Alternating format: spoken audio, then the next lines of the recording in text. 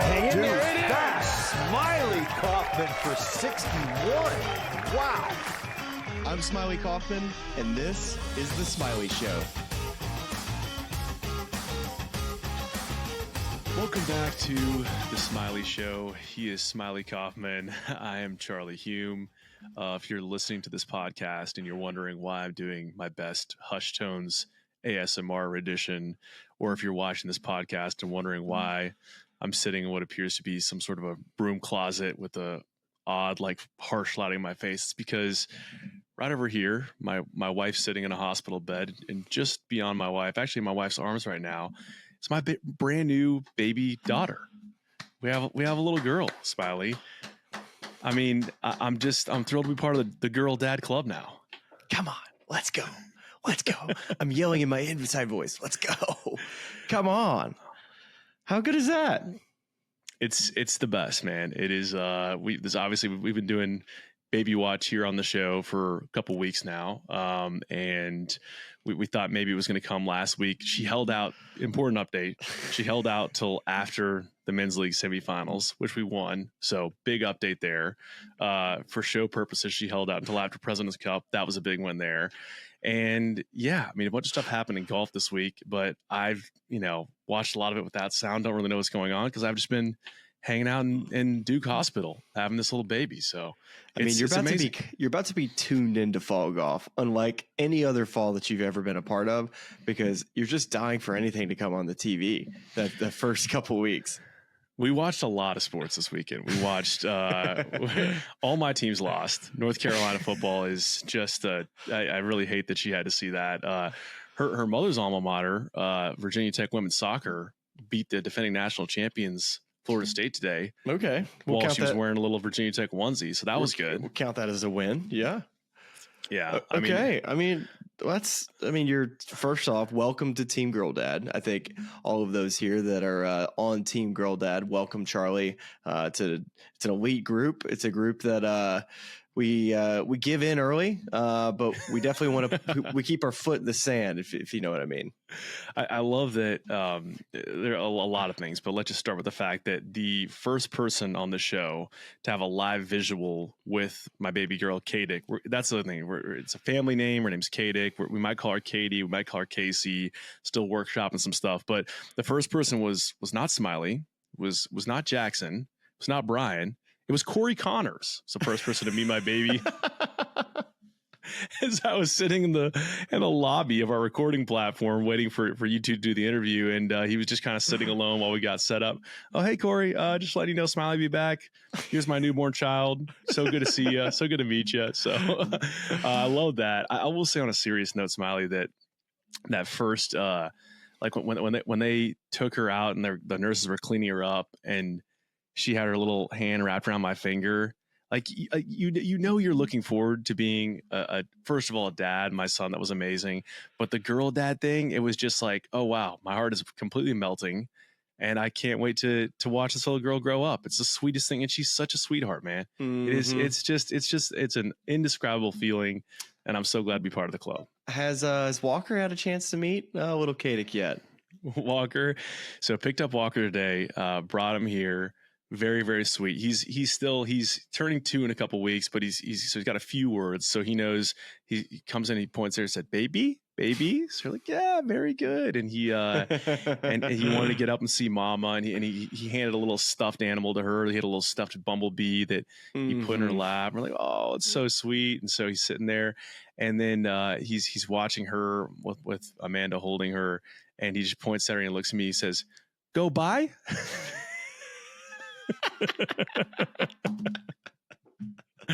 I said, unfortunately, Walker, she will not be going by. She's your sister. She's here to stay. But it was a good try. It was a nice effort. We've got a good start with maybe a slight hiccup there, but we'll take it, Walker. He was pretty sweet. I think he's going to take some time to get adjusted to it. Also, I got to laugh too. This is probably the most of our podcast my wife's ever heard in our entire lives. So same with our live record. Same with my wife. So for those of you that are listening, I think we all send congrats over to Charlie and Amanda for their new baby, and also I think you got to respect the hustle. You got to respect the hustle with the man right now. Brought his pod equipment to the hospital. I thought for sure we would just be using some AirPods, but no, we got the equipment. We got the full equipment. Last hospital note before we move to a little bit of golf talk is least comfortable chair in America as we build it in the lead up. Was worried about this in a big way. This baby arrived. We spent an entire night not sleeping. So we got to the hospital a little after 10 on the 4th. You texted me 4:45, I think. And this baby did not yet. This baby arrived at 5:04 a.m. on Saturday. So no sleep that night, and then stayed up with it the entire day. So this last night of sleep, I'm like, man, I'm sleep deprived, and I got to sleep in this chair. And I have to say, I will give credit where credit's due. The chair, I got in a good spot. I reclined it. Maybe it was because I was so tired. I got pretty solid sleep last night. Okay. So a good shout spot. out to the chair. Shout out to the chair. Yeah. Fran good work. Fran has a great video of me like getting a sneaky workout in on day 3 of being in the hospital. I was doing hip mobility drills with one of the towels that you could kind of see through, like one of those terrible hospital towels that I was using as hip mobility. So I was driving my knee to my chest and out and around trying to get some hip mobility, because you can't be leaving that hospital not, having your equilibrium perfect as you carry that Duna out for the first time. But now, at least for you, all the new baby equipment, you got to relearn how to do it. But at least you do know how to do a lot of it. Yeah, it was. I realized I completely forgot everything involved with taking care of an infant child, swaddling, how diaper changes for tiny little babies, like all those sorts of things. Like, how do we do this again? But it's coming back quickly. That diaper's crazy. That first couple of weeks, I think I remember it being like super sticky. Like it was had a word they called it too, that it was not poop. It was I can't remember. It was a scientific name for what they call infant poop. And we are not a science pod, so that's where we'll stop on describing infant poop. But it is different. There's a lot of extra work that goes in there. But listen, every moment of it's been worth it. So appreciate the congratulations, Smylie, and everyone's well wishes that's reached out from show perspective, fan perspective. You all are the best. Loving it. Maybe heading home tomorrow. I'll say this, Smylie. I've been watching the golf I have seen on mute this week, while the baby's been sleeping. First of all, saw Tyrrell Hatton won the Dunhill. So for me, that bodes incredibly well for another top 10 at the Arnold Palmer Invitational this next year. I think he's going to play great at Bay Hill. So I love seeing that. I was following Corn Ferry Tour Finals a little bit. It was kind of fun to see those 30 guys that earned their tour cards.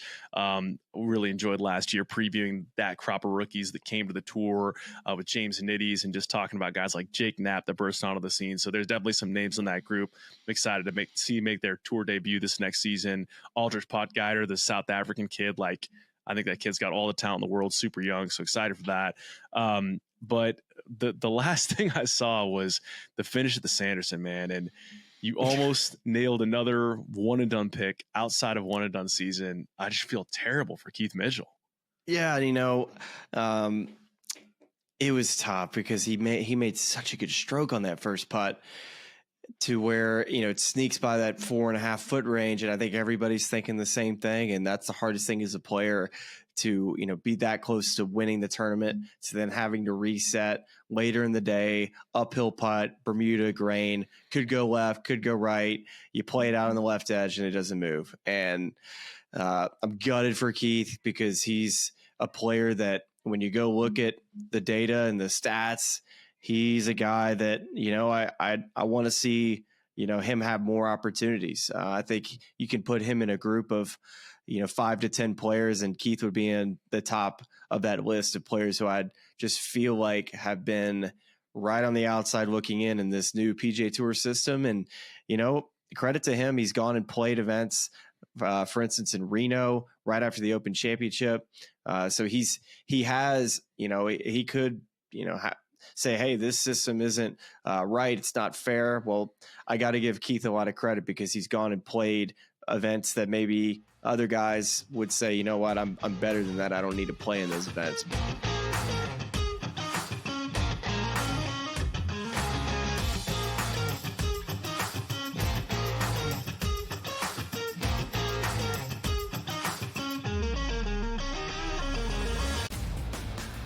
He already has more than 1,000 yards. The last 3 running backs to win the Heisman, Derrick Henry, Mark Ingram, Reggie Bush, did not have more than 650 in their opening 5 games of the year.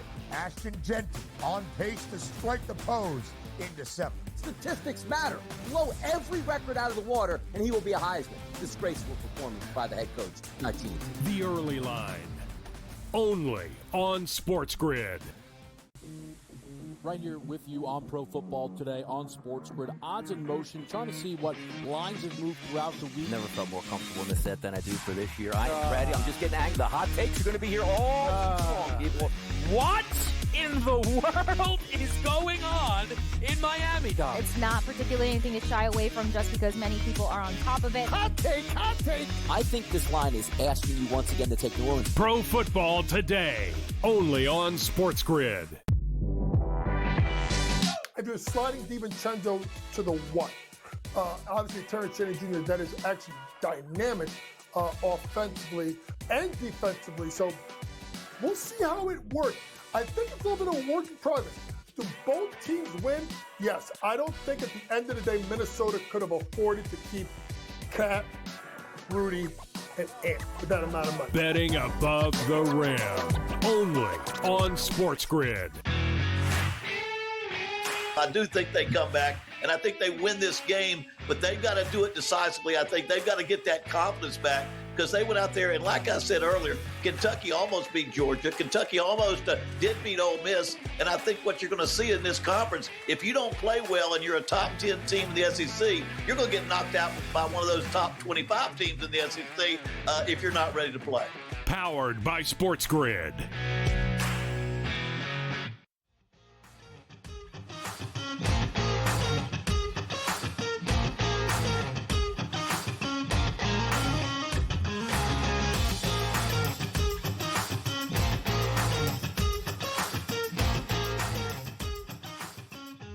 All right, so Bo hits it left off the tee, and him and Keith are tied. Kevin Yu is in the house at 23. A birdie from either Bo or Keith wins. Keith's in the fairway right, Bo is left, stymied behind a tree.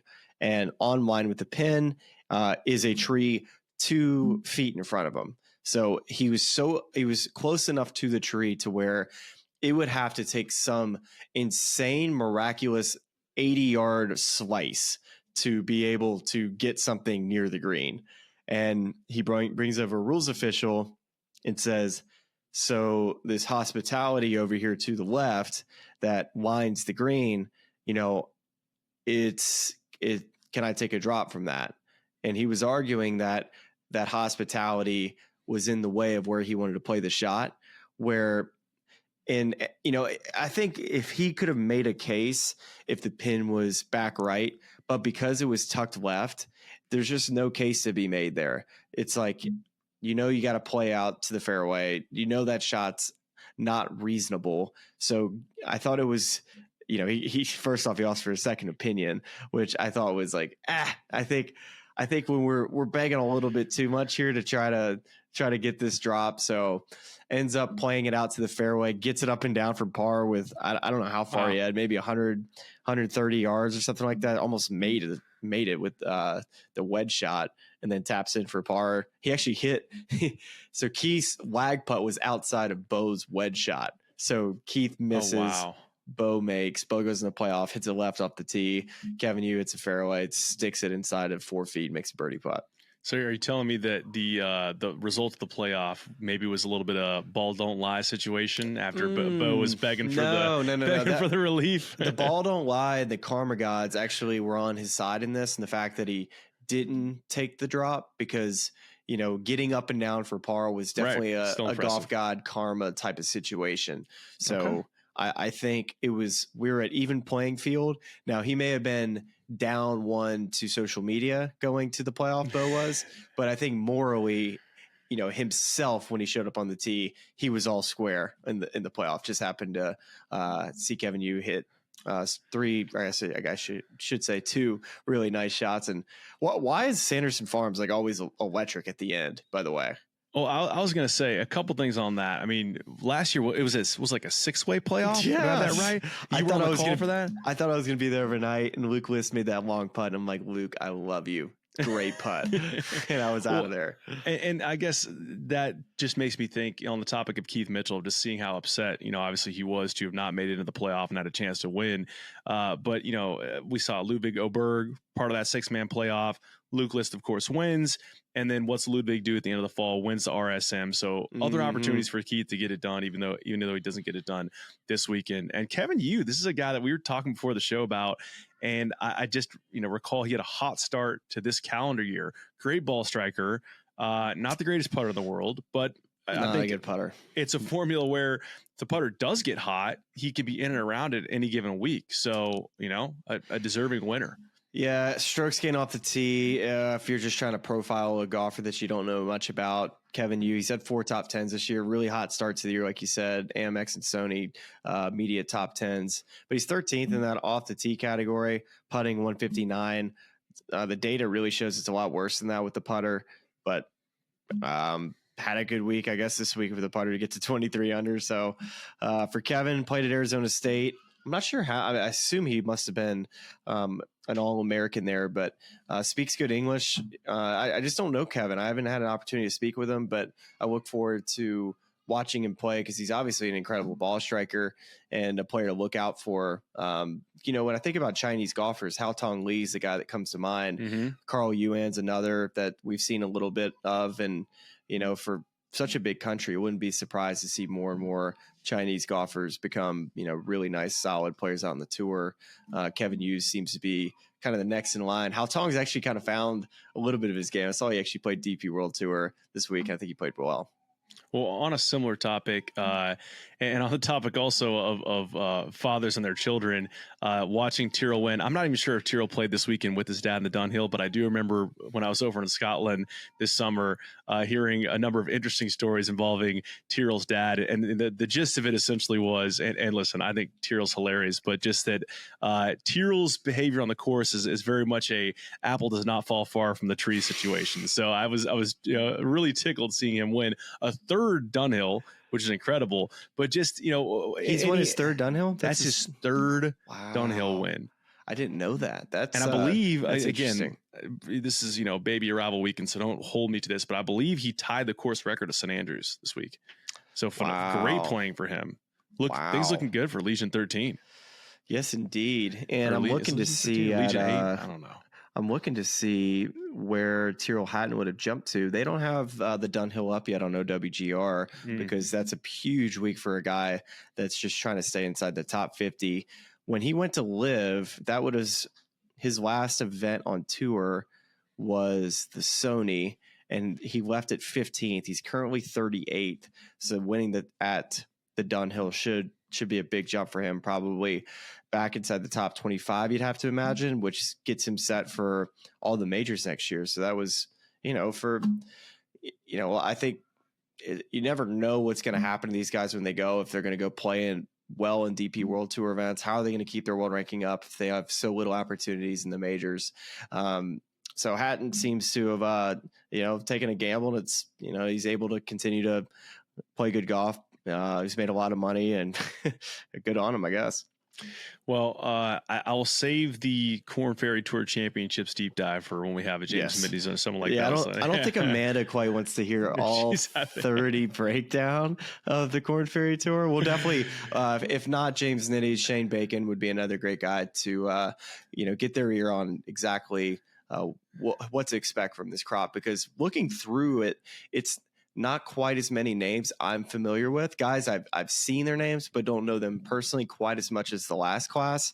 So I'm actually really looking forward to doing that before the Sony when we start to see these guys week in, week out.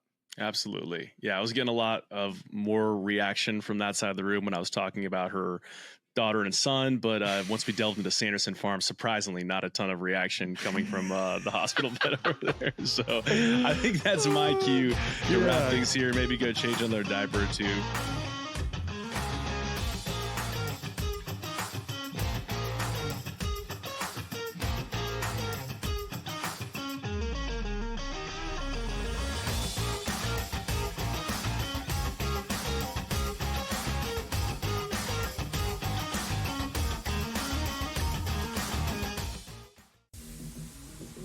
we're at a point in time coming off of a wild Saturday of college football.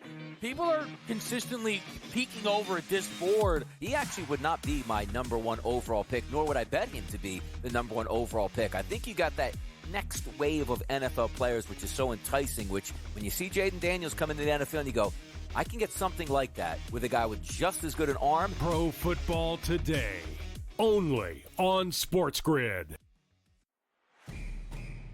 It's a new era in CFB to start off this year, put on full display. My take on this game is simple. I know some people will be upset about it.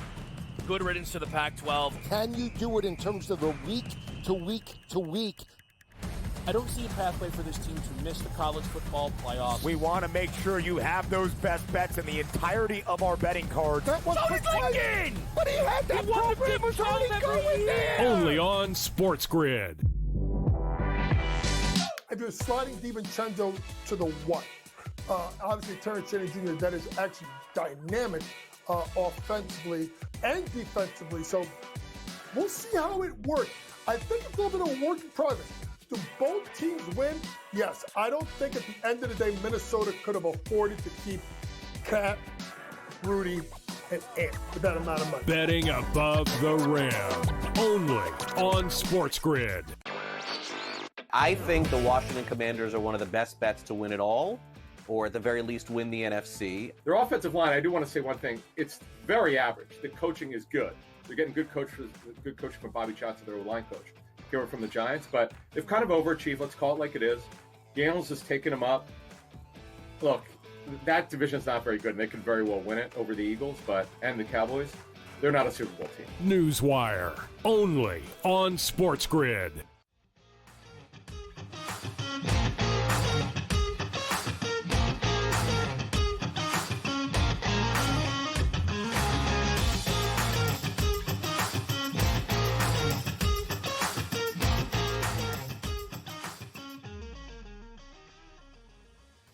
We're going to do a lot of bottle feeds, whatever time of the night or day that we're doing, and watching LPGA Tour highlights, watching a little Nelly Korda, just a lot of Rosang, whoever we can kind of get our eyes on to start learning via osmosis. That's going to be my kind of play. So I thought I'd bring the LPGA sweatshirt to the hospital in honor of my future Tour Pro daughter. So that's what we're going with there. Katie Hulme to the Hall of Fame. You heard it here first. Here first, yes. It's going to be a nice clip to roll out someday. But yeah, no, I appreciate the well wishes, man. And this is a brief snippet. The rest of the show, very much looking forward to catching up on both the interviews you have lined up here. Because as mentioned, I did say hello to Corey Conners with my daughter in hand, but did not hear the rest of that interview. And you also have Taylor Pendrith coming on. So fired up to check out both of those, which are both coming up right now. We've got the Kent State golf alumni team checked off our list. We already had Mackenzie Hughes on earlier this year. And, just doing Corey's interview was a fantastic conversation with Corey, just, about the President's Cup, about his golf game. And unfortunately, hearing how easy it is for him to hit the golf ball and not think about it. So that was frustrating from my perspective, hearing, one of the best ball strikers in the world tell me how he does it. So you're going to have to listen for yourself to Corey. And Taylor is somebody that I've gotten to know a little bit better this year that I've heard is just socially fantastic. So I'm looking forward to hearing what Taylor has in store for us. And Oh Canada, I guess. Oh Canada. Listen, one of the better anthems that's out there. I think it might be the best anthem. Excited to listen to both of those. I'm checking out now. I'm not checking out from the hospital. I'm checking out from this podcast. We'll see how long I stay here, and look forward to seeing you on the other side, buddy. Yep. Godspeed, brother. All right, welcome back, guys, to another episode of the Smylie Show, and I have a great guest on today. We're going to have two Canadians on today. Our first is Corey Conners, joining us from where, Corey? Where are we at now? Back in Jupiter, Florida. Yeah, thanks for having me. Yeah, absolutely. Jupiter, Florida. So, Corey, we're going to definitely get into some President's Cup talk because I was there, had a front row seat to some incredible golf by not only you, but the rest of the international team, just coming up short against that strong American lineup. And we want to get into that a little later on. But I think, Corey, we got to start with just your journey in professional golf. I go back to your 2 PGA Tour wins, your first one, Monday qualifying at the Valero Open. And I played a practice round with you, I think on Tuesday, like after you Monday qualified. And I was thinking to myself, I was like, you know what? This guy's got it. And of course, you go on and win that week. So I had a pretty good feel for how your game was that week. Yeah, I guess I had it. Yeah, that was obviously a cool story and a cool way to get my first win. It was my second year on tour, and I already had some decent finishes, but I was playing out of a conditional category. So, I had to chase some Mondays. There was a little less pressure on me, I would say, on the Mondays, because I did have some decent FedEx points racked up, but definitely a memorable week. And I do remember the practice round. It was cool to play a few holes with you. Yeah, I just remember just how straight you hit the golf ball, and you've been hitting it straight for pretty much ever since you came on tour. That seems to be the strength of your game. I want to get into that as well, but I think the most interesting part about your journey up is where you started your collegiate, or where you played your collegiate golf, I should say, at Kent State. Taylor Pendrith, Mackenzie Hughes also on that team. How did all the Canadians end up at Kent State? I just have to know who was the one that got this train rolling. Yeah, there's always been a little bit of a Canadian pipeline to Kent State. And I grew up playing junior golf with Mac Hughes, and I didn't know Taylor as well until we started at Kent, really. Became great friends there, lived together every year. But the coach, Herb Page, got to give him a shout out.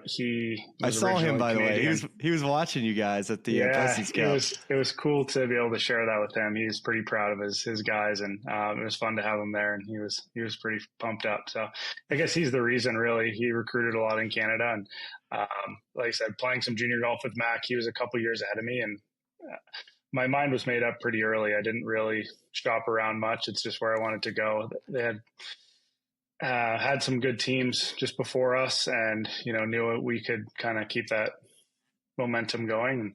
And it wasn't too far from home, where I grew up in southwestern Ontario, just 5-hour drive or so. Oh, that's great. So it was kind of something as well. I've never really been away from home, and obviously did some traveling playing amateur and junior golf, but the commute was a nice thing. I was able to get back home a few times throughout the year, and I like that about it as well. But great program, great facilities, and Coach Herb Page did some awesome things, and give him a lot of credit to getting us to where we are today.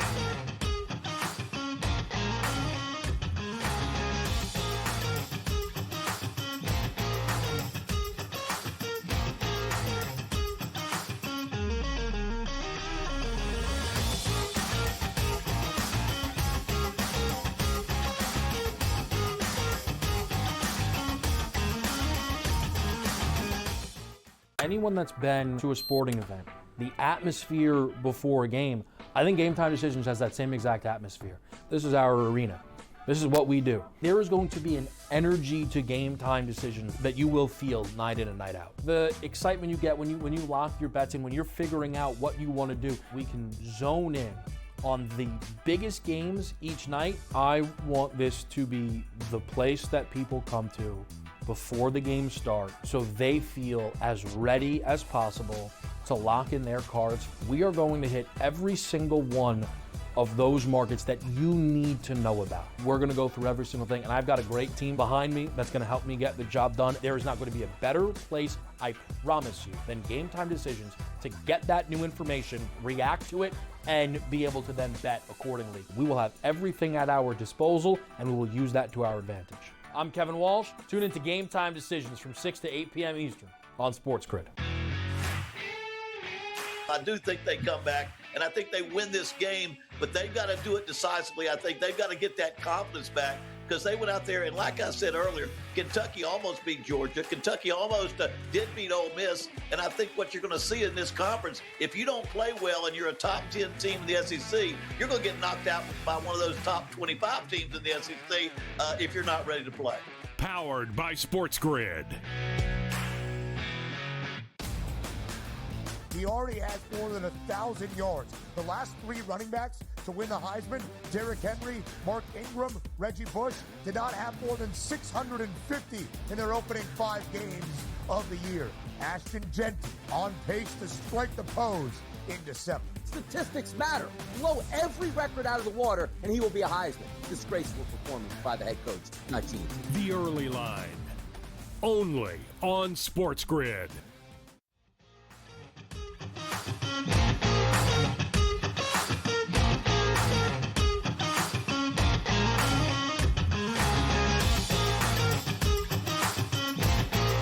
Canadian junior golf, Canadian amateur golf, and you go and play college golf with some of your friends, obviously, that you had played in those events and traveled around, I'm sure, the country with. What was that experience like growing up and playing Canadian junior and amateur golf? You know, compared to maybe America, where it's much more of just like try to get in front of the coaches. I would imagine that Canada maybe was a little bit more of a system where Canada golf is trying to get, you know, these guys out to where they can eventually be on tour. Yeah, there's not as many events in Canada growing up. They try and do a good job of creating some higher profile junior events. But up until, I guess, in my junior career, you know, college was a goal. So I wanted to impress coaches, but I mean, I guess didn't really know what I needed to do for that. Just play golf, had fun. Right. They did have a good system in place, and the Canadian national team, I think I first got on the national team right around when I had committed to go to Kent State. So, you know, they certainly helped develop me and, you know, get me ready for college golf. But yeah, I don't know. I think just got, you know, there's some big events, the Canadian Junior Championship and Canadian Amateur, played in a number of times, you know, starting when I was like 14 years old. So I think those events had some college coach eyes there, but it certainly wasn't anything like the AJGA sort of program and the U.S. Junior. So yeah, I did played 0 AJGA events. I did play in California in the Callaway Junior Worlds. Yep, you and I both. I played with you at the U.S. Kids Golf Championship. Okay. In Jekyll Island, Georgia. I'll never forget this Southern guy named Smylie. Wow. How about that? I did not know that we played together, but I remember playing at Jekyll Island. I still remember I got 6 because I was telling all my friends at school in the 2nd grade that I was the 6th best player in the world. Because, I mean, it was the U.S. Kids World Junior. It felt like, you know, that was accurate at the time. Absolutely, yeah. Well, you nipped me by a couple, but anyways, okay. God, I do. How good is that call back there from Corey? Yeah. I love that. But yeah, they, I don't know, I guess did enough good stuff and got noticed by Herb anyways, and was off and running. I'm a little bit curious about the national team, Corey. So you said you make the national team. What did that allow you to do? Was it, you know, have the funding to go play in more junior golf? Was it having more access to coaches? What did that allow you to be able to when you made that team? Yeah, it's kind of an all-encompassing program, and it's maybe not for everybody. I grew up in a small town, you know, really supportive parents, but, you know, they didn't really know what direction they should be, you know, advising me to go. So the national team, coaching resources, some extra money financially to help travel. We had training camps pretty much every month throughout the winter time to stay sharp, and just everything from nutrition, fitness, you know, physio therapy, and great coaching. And still working with Derek Ingram, who is the national team coach. We've spent a lot of time together over the last, I guess, 16 years now. But yeah, it was a pretty big honor. You know, got to wear Canada shirt and carry the Canada bag at all the events. So it felt pretty cool as a junior. And I think the resources they offered to me was really, really helpful. But basically the sky's the limit. They've got everything in place we've got some training facilities now for the juniors in Canada. The programs continue to grow, but anything that you need, they're able to help with and provide guidance. And it's definitely a great asset for, you know, Canadian juniors who are at the elite level who have an opportunity to make the team. Well, that's terrific. And I want to talk a little bit about Brandon Ingram and how he's helped your game since you were a junior to where you are now, because going through your stats from 2024 all the way back to when you got on the tour, I've never clicked year to year to year and seen the exact same stats year after year after year. You're a model of consistency for your own game. You know exactly what your game is and probably what you're going to have every day. Is that somewhat frustrating at times that you almost try to do too much to try to improve? Or do you just continue just to play Corey Conners golf and know exactly what you do? Yeah, I think throughout my career, there have been, a few lessons that we've learned of trying to make some changes, change a little bit too much and kind of gets me out of who I am. Who I am has, been successful. I still, have room to grow and I still am hungry to kind of get to that upper echelon, being a top player in the world. But, we've basically worked on the same stuff. We've learned making, big changes doesn't really translate, onto the golf course for me. Just got to continue to refine things. I feel like certain areas of my game have gotten more consistent. My off weeks are a lot better, and that's something that's important on tour as well. You go into a tournament or you don't quite have your best stuff, but still have belief and still can find a way to get it done and give yourself a outside chance is nice. And I've been able to do that on some off weeks over the past couple of years, especially. And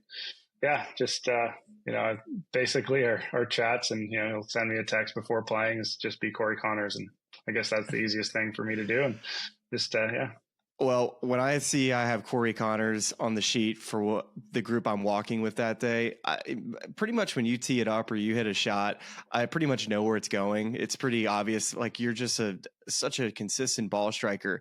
So what are the things that you work on and what are just like, how many swing thoughts do you have? Do you have very few? What are your corrections that you make when you do get off? I'm always curious to talk to somebody that's so good at what they do of how they make corrections on the golf course.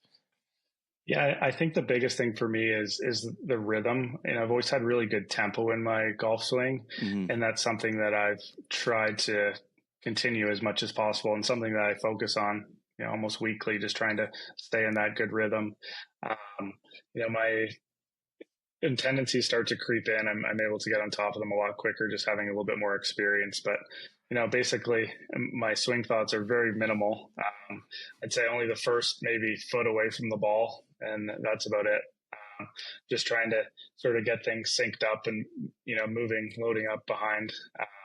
And I do think about trying to get a little bit more pressure on my right foot, my back leg being a righty, okay. And just try and get that started in the first sort of foot of my swing. And from there, just have good the rhythm and hit it. Yeah. Well, you need to rent a room inside my head for just a round of golf, and that'll really make you appreciate how little swing thoughts that you have versus sometimes what I'm battling, which is like 20 swing thoughts, and sometimes I'll go through all of them in the first 4 holes. But that I'm not going to bore you with that because we're not here to talk about that. As you're obviously one of the best at what you do, ball striking. So let's talk about the short game. Let's talk about the putting. 2 areas I feel like when you look at it. You have good weeks, but other weeks, it seems like that's what your battle is. But you also hit a lot more greens than a lot of other people, and you have a lot more putts for birdie. So stats can be a bit skewing in that. But when you look at it in a grand scheme of things, how hard have you worked on that aspect of your game? And sometimes have you feel like you've overworked it to where you've had to think about that part of your game a little bit too much? Yeah, I think in all the work I do, I try and be really smart about, what I'm doing, but I probably focus 25% of my time on ball hitting and 75% of the time on wedging and putting when I'm practicing. So it's been a huge area of, focus for me over the last number of years. And like you said, there have been some quite good weeks where maybe I haven't hit it good and my short game and putting have kind of bailed me out and allowed me to hang around. But yeah, it's tough as well to have great putting stats and around the green stats when you hit it really good because you don't get opportunities. If you make one mistake there, that your stats are, doomed for the day. You don't get a lot of opportunities to redeem yourself. And, with the putting, you could hit it to, 25 feet every day or every hole all day. And, make one of them and it looks like you had a very, blah putting day.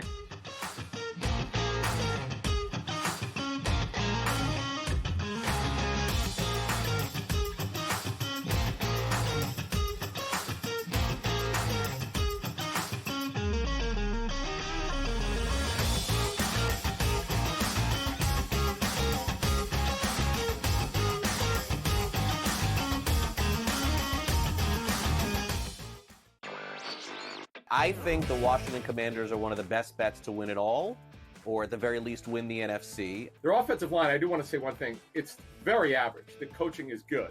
They're getting good coaching from Bobby Johnson, their line coach. Here from the Giants, but they've kind of overachieved. Let's call it like it is. Daniels has taken them up. Look, that division's not very good, and they could very well win it over the Eagles, and the Cowboys. They're not a Super Bowl team. Newswire, only on SportsGrid. Right here with you on Pro Football Today on SportsGrid. Odds in motion, trying to see what lines have moved throughout the week. Never felt more comfortable in this set than I do for this year. I am ready. I'm just getting angry. The hot takes are going to be here all long, people. What in the world is going on in Miami, Dom? It's not particularly anything to shy away from just because many people are on top of it. Hot take, hot take. I think this line is asking you once again to take New Orleans. Pro Football Today, only on SportsGrid. I do think they come back, and I think they win this game, but they've got to do it decisively. I think they've got to get that confidence back because they went out there, and like I said earlier, Kentucky almost beat Georgia. Kentucky almost did beat Ole Miss, and I think what you're going to see in this conference, if you don't play well and you're a top 10 team in the SEC, you're going to get knocked out by one of those top 25 teams in the SEC if you're not ready to play. Powered by SportsGrid. He already has more than 1,000 yards. The last three running backs to win the Heisman, Derrick Henry, Mark Ingram, Reggie Bush, did not have more than 650 in their opening 5 games of the year. Ashton Genty on pace to strike the pose in December. Statistics matter. Blow every record out of the water, and he will be a Heisman. Disgraceful performance by the head coach, not team. The Early Line, only on SportsGrid.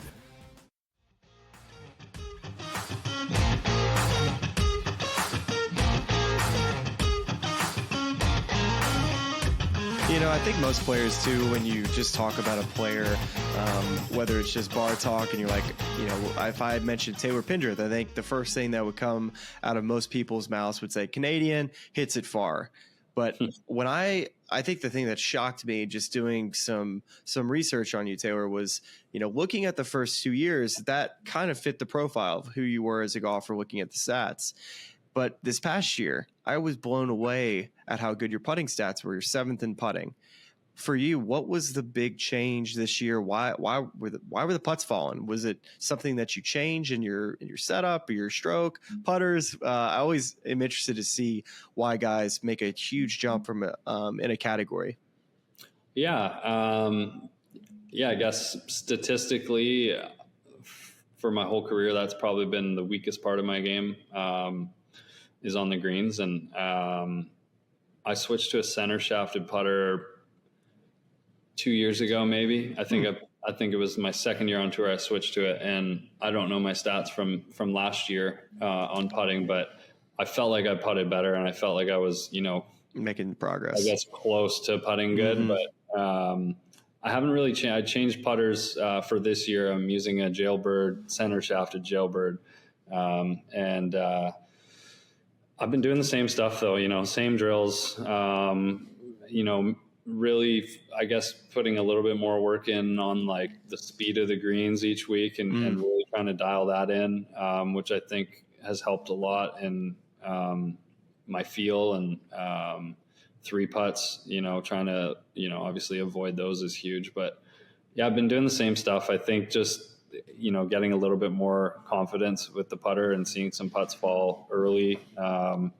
and seeing some putts fall in big moments can go a long way for the confidence. But I haven't really changed my practice or preparation. I've been doing the same stuff that I've been doing for 10 years. But new putter, I mean, yeah, that putter seems to be working good this year. Well, when you start hitting that start line, you know, that definitely makes a big difference when it starts kind of freeing up the rest of your game, right? When you can hit it to 20 feet, feel like you can make a putt, that definitely makes a difference. And when I look at your results too this year, Taylor, you have 6 top 10s on the year. And I think that speaks highly to, you know, what what a hot putter can do for a guy, that when you're able to make putts, you turn those, 25th to 30th place finishes into top 10s. And that's what it seemed like. Your good golf this year, you found a way to get yourself in position more often than not in the last 4 or 5 tee times on Sundays. I think, would you credit that to just your overall game just being that much better and just getting a little bit more confidence? Yeah, definitely. I think, the second half of the season, I've played a lot of really solid golf, and nothing was spectacular, but everything was really solid. I wasn't driving the ball great at the beginning of the year, and that was really bothering me. And I switched shafts in Houston, and I was swinging a little slower then with my shoulder, and then it progressively kept getting better and better. And the second half of the season, I was driving it, how I was the previous 2 years, and felt really good with it, could swing hard at it. And so the driving improved. The irons were just steady, solid. If I hit it good that week, I would likely have a good finish because, my putting was pretty solid all year, really. But yeah, I think my whole game overall was just really steady and solid this year. And then you mix in, a really good putting week, and you got a top 10 or a top 5. So, it's been, I've had a lot of really, really solid results, man, this year. And it's been awesome. I wasn't in the big events at the beginning of the year. And then after I won in Dallas, I got in the 3 remaining ones and a couple majors, and was able to play some pretty solid golf in those events. So, and then the last 3 playoff events were good as well. So, been a really cool year. Yeah, I didn't expect it at the start of the year. But obviously happy that I'm here. Yeah, a lot of great things ahead for you, Taylor. Playing in your first Masters next year, like you said, winning at Byron Nelson. You finished 14th at the FedEx Cup, which also comes with a nice chunk of change. So a lot of really positive things for you, Taylor. And as we kind of get towards the end of this conversation, I mean, we got to talk some President's Cup, right? I mean, you got the International Shield shirt, you're still repping the black and gold. So let's talk a little bit about this week. And that second half of the year, I think the most impressive thing, Taylor, you just mentioned how well you're playing, is playing well knowing that, you have Mike Weir checking your stats, your score hole by hole every single day, and you're able to just, make it to where you became an obvious pick at the end. It was a no-doubter, and I think you got to give yourself a lot of credit for how well you played to make that team. Yeah. Thanks, Smylie. Yeah, it's we had a team dinner actually in Dallas that week. And I think it was on Tuesday night, and just really inspired me. And, Mike said he believes somebody in this room is going to win this week. And I ended up winning, and it was pretty cool. Mike was texting me throughout the week, and, texted me Sunday morning or Saturday night and just gave me some nice words, and was able to get it done, which was really cool. And then, I played really steady the rest of the year, and it was definitely on my mind. It was, I'd played the one in Charlotte, but this one I knew was going to be a bit different. And playing in Canada under Mike Weir, legend, one of my heroes, somebody I really look up to, and it was a big one for me. And the week last week was awesome. Obviously, it's not the result our team wanted, but it was some really cool moments. And Friday is a day that it's the most fun I've probably ever had on the golf course, and I think it's the most fun the spectators ever had on a golf course. It was a really cool day. I think it was the most fun I've ever had on a golf course as an on-course commentator. I mean, it was just electric. I was just spoke with Corey. We had Mackenzie earlier on this year, and I told Corey, I was like, you want to get your 3rd win, you just need to enter the field as Corey Hughes or Mackenzie Conners, because you two just need to play alternate shot and just pursue a career in that, because you two were unbelievable. Yeah, they were dialed. I know. It was cool, man. Like that Friday day. I mean, Thursday we got smoked, obviously, on the score. It was closer, though. It was closer. A bit closer. Yeah, me and Bez took them to 18, and it could have gone either way. I think there's 2 other matches that went to 18.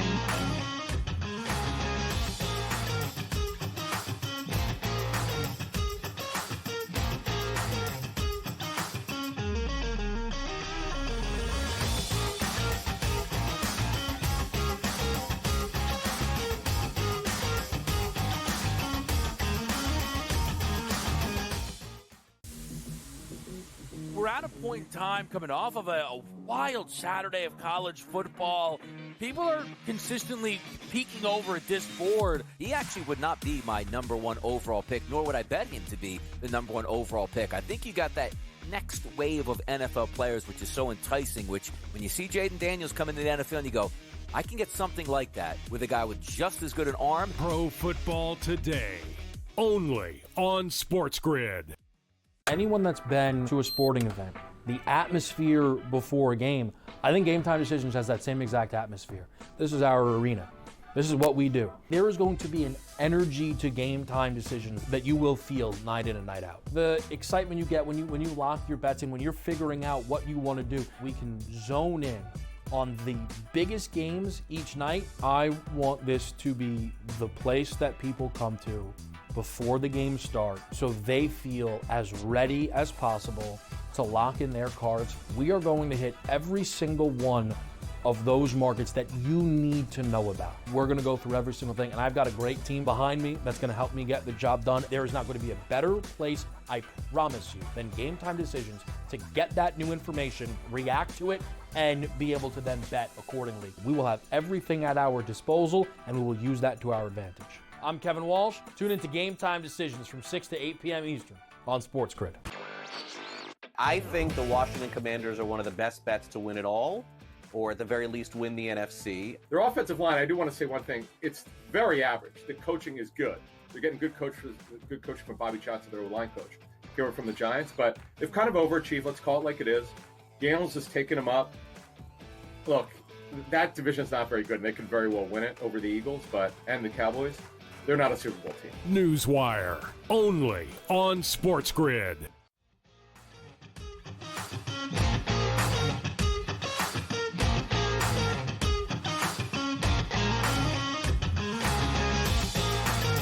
Obviously, our team's disappointed because we didn't get a point.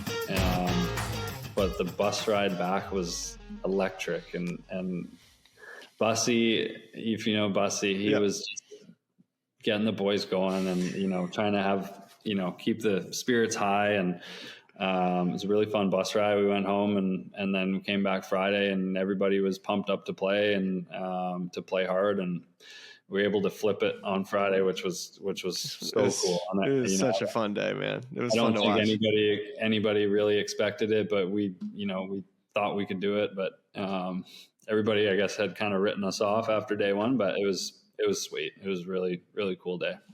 Yep. And I think the last thing I'm going to ask you about this President's Cup, I mean, you got to partner up with Adam Scott. Guy's a legend, man. How cool was it just teeing it up? And then every now and then you had to just kind of pinch yourself, right? I mean, it's Adam Scott. It was so cool. Yeah. It was, when we were in Montreal a couple weeks before, and he was going to be one of my potential pairings. I mean, the guy is an absolute legend. He's, the President's Cup means so much to him. He's played in so many, and, we played alternate shot a couple weeks ago and we did really nicely. And I thought we were going to be a really good pair. And, I think he was pumped up to play with me, and I certainly was pumped to play with him. And we went out Friday and we did really nice, man. Like we were vibing, we were on, and it was really cool. That day he got that win, made him the most winningest player in history, and it was my first point. So it's something I'll always remember. And then I got to play with him all day Saturday, which was really cool. And I felt terrible. I did not have my best stuff Saturday morning and was hitting some horrible shots, and he played really, really nicely. But we went out Saturday afternoon and were able to, get the match under control, and we were vibing again. And I think we were maybe 5 under through 12 or something that day. And we were going pretty good, and was able to limp into another win on Saturday afternoon. But yeah, he's such a cool dude, man. Like he wants to win so badly, but he is just like, I don't know, the nicest guy, and wants you to do well. And just the energy he brings is awesome. So I had a blast playing 3 rounds with him. It was really cool. So Adam Scott's 44 years old. Do you think you're going to have that kind of speed when you're 44? I have no chance. Dude smashes it, right? If I'm golfing when I'm 44, I'll be happy. Yeah, I know. He bombs it. Yeah, Yeah, he bombs it. His short game, though, was very impressive. I put him in some seriously awkward spots in some of the rounds, and he was able to, flop it up to 3 feet. It was impressive. His overall game's unreal, but he bombs it. Yeah. It's so impressive. It's a flatter ball flight, and he likes turning it over right to left. It's something that you just don't see a whole lot anymore. You just see mostly fades and ball way up in the air, and Adam hits this flat bullet, and you're just like, how? Yeah. I don't even know how to get a setting of a driver to do that. I'd have to put it so far back in my stance to get that flight. And his swing's perfect, so it's nice to watch all day. Yeah, he's a good-looking guy, too. He's got all the advantages, this guy. Well, Taylor, I know you and I both have kids, about a kid, I should say, at the same age. You got one turning 2 soon. How's it been being a father on the road? Oh, it's been awesome, man. It's been, they travel pretty much every week, and I wouldn't want it any other way. I would never see them, and it's I feel like these times are something you don't want to miss. And he's such a good boy, and we're having a really fun time. I just got done playing in puddles for the last 2 hours, and it's the happiest he's ever been. It seems, he just loves it. It's pouring rain here in Florida, and we were just outside jumping in puddles. So there you go. Brought a big smile to my face. But yeah, they're to have them on the road means a lot, and I wouldn't want it any other way. It's been challenging at the beginning for sure, but now it's you have a bad day on the course, you come home to my wife and son, and it just brings a smile on your face, and you always golf. It's great. Great perspective. And Taylor, thank you for your time, man. And I think the last thing I'm going to ask you here is since we just had Corey on, he mentioned that you two played golf this morning. Who won the match? There was some questionable shots out there. It was kind of a rainy, brutal day, but we actually didn't play a match, but I think I would have got him probably. Okay. All right. Taylor Pendrith gets a point here for the internationals in Canada. Corey Conners not earning a point in the match this morning, but I'm already looking forward to Chicago, Medina in 2 years. I know the internationals want to take a shot and try to take down that tough American lineup, but it was fun watching you, Taylor, play all 5 up in Canada, and looking forward to seeing you the rest of the year, man. Appreciate your time. Right on. Yeah. Thanks for having me, Smile. All right, buddy. See you.